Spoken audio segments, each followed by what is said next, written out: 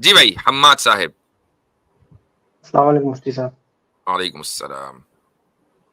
یہ سب ایک تھوڑا سا ڈاؤٹ مطلب ایک ڈاؤٹ تھا تھوڑا سا مطلب جو قرآن کی ایک آیت ہے سورہ بقرہ میں لا یکلف اللہ نفسا الا وسعها، جی مطلب کہ بھئی کہ اللہ تعالیٰ کسی نفس پر اتنا بوجھ نہیں ڈالتے کہ وہ اس کو بیئر نہ کر سکے. تو مطلب جیسے جو لوگ سوسائڈ کر لیتے ہیں تو اس میں مطلب بظاہر ایسا لگتا ہے کہ جو ہے ان پر اتنا بوجھ تھا کہ انہوں نے سوسائڈ کر لیا.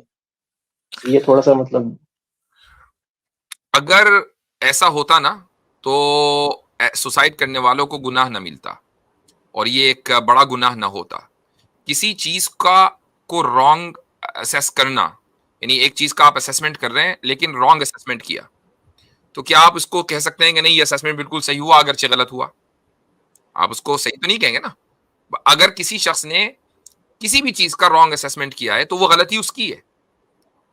تو ایک آدمی نے اپنی زندگی کا اسیسمنٹ کیا اور کہا کہ یار میری زندگی میں تو کچھ ہے ہی نہیں، میرے اوپر تو اتنا بوجھ ڈال دیا کہ میں اس کو جھیل نہیں سکتا، لہٰذا چلو بھائی اس کا نتیجہ یہ ہونا چاہیے کہ میں اپنی زندگی کو ختم کر لوں. تو یہ اس کا رانگ اسیسمنٹ ہے اور اس رانگ اسیسمنٹ کی وجہ سے اس کے اس عمل کو گناہ کہا جاتا ہے. ورنہ اللہ تعالیٰ نے لا یکلف اللہ نفسا الا وسعها کا مطلب یہی ہے کہ اللہ نے کوئی ایسا حکم انسان کو نہیں دیا کہ جو انسان کی بس اور اس کی وسعت سے باہر ہو. یہ نہیں کہا کہ بھائی تم میرے نزدیک مقبول اس وقت ہوگے یا میرے محبوب بندے اس وقت ہوگے جب تم پورے پہاڑ کو چاٹ کے کھا جاؤ گے. اپنی زبان سے چاٹو اور پہاڑ کو کھا جاؤ تب میں مانوں گا تم میرے محبوب بندے ہو. ایسا کوئی حکم نہیں ہے. ٹھیک ہے مفتی صاحب میں اس جی. میں پوائنٹ ایڈ کرنا چاہیے. عام طور پہ لوگ جو ہے وہ یہ سمجھتے ہیں کہ یہ جو آیت ہے وہ سفرنگ سے ریلیٹڈ ہے یا بھوک سے ریلیٹڈ ہے یا جو ہمارے باڈی میں جو یہ لا یکلف اللہ نفسا الا وسعها کو اس پہ اپلائی کرتا ہے.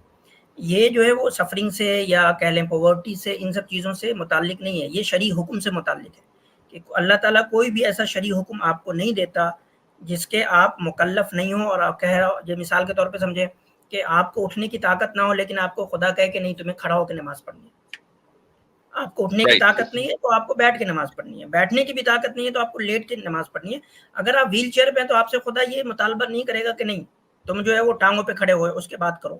اگر آپ کے لمس نہیں ہے، ہاتھ نہیں ہے، تو آپ سے یعنی کہ خدا یہ تقاضا نہیں کرے گا کہ جیسے کہ قرآن میں آیا ہے کہ یعنی کہ نماز پڑھنے سے پہلے جو ہے وضو کرنے میں ہاتھ دھونا پڑتا ہے. اب آپ کے لمس نہیں ہے تو خدا کہے گا نہیں ہاتھ نہیں ہے لیکن اب تم ہاتھ دھو. تو یہ مطلب ہے کہ اللہ تعالیٰ آپ سے جو ہے وہ ایسے حکم کا مطالبہ شرعی حکم کا مطالبہ نہیں کرتا جس پہ آپ قدرت نہیں رکھ سکتے ہو.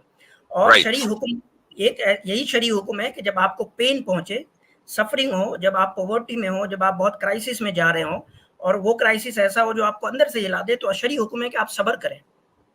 صحیح. بائی دا وے اس موضوع کے اوپر حماد صاحب پچھلے ہی ہفتے ایک صاحب نے سوال کیا تھا، تو وہ پچھلے ہفتے کی سٹریم میں ہے یہ اور الگ سے ویڈیو شاید آنے والی ہے تو آپ اس کو دیکھ لیجئے گا. اس سے مزید مسئلہ کلیئر ہو جائے گا. ویسے بات کلیئر ہو گئی ہے. ٹھیک ہے. جزاک اللہ. وعلیکم.